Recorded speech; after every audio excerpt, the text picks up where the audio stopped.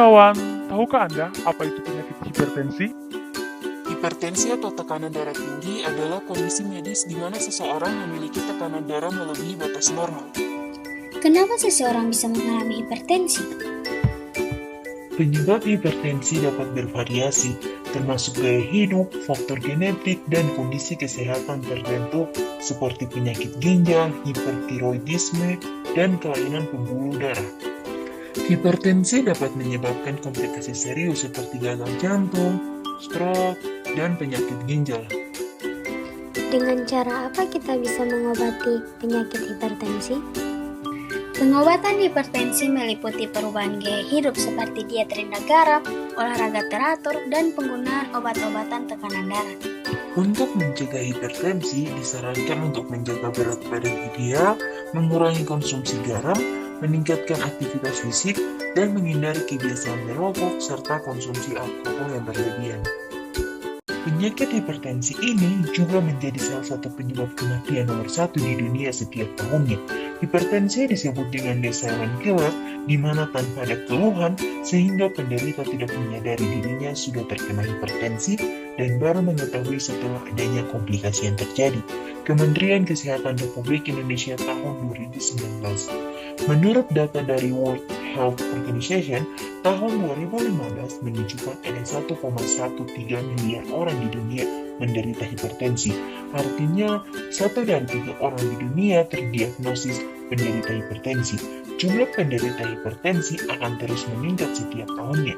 Diperkirakan pada tahun 2025 akan ada 1,5 miliar orang yang terkena hipertensi.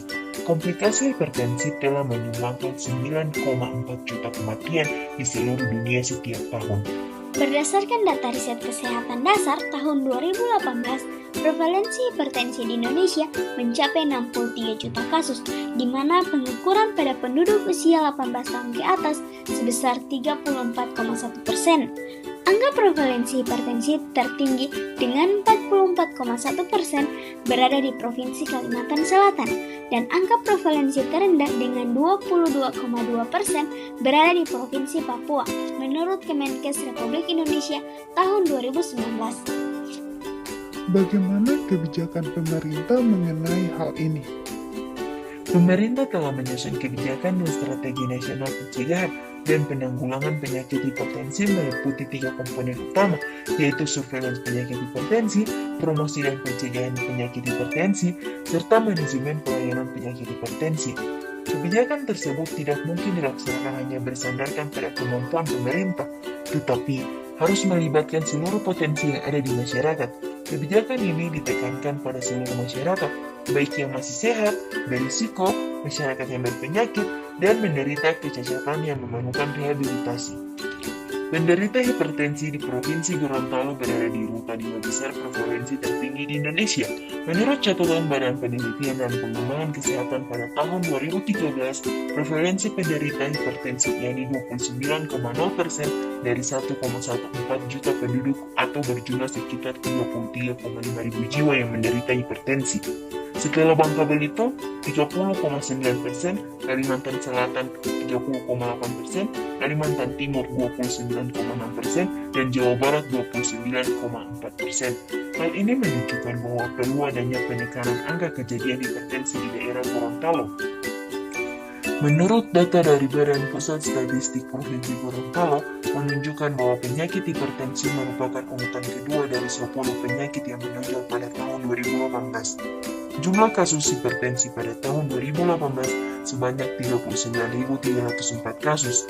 Di Provinsi Gorontalo, prevalensi penyakit hipertensi mencapai 29,64%. Proporsi tertinggi berada pada Kabupaten Bualemo 32,41%, diikuti oleh Kabupaten Gorontalo 31,43%, Kota Gorontalo 29,19%, Kabupaten Bonebolango 28,81%, Kabupaten Pohuwato 27,87%, dan yang terendah berada di Kabupaten Gorontalo Utara 24,20% menurut Riskesdas tahun 2018. Data pada Dinas Kesehatan Kabupaten Gorontalo tahun 2022 didapatkan data di Puskesmas Batu Daak pada kasus hipertensi di usia 15 tahun ke atas sebanyak 3.616 jiwa atau 107,37% dari jumlah sasaran sebanyak 10.725 jiwa.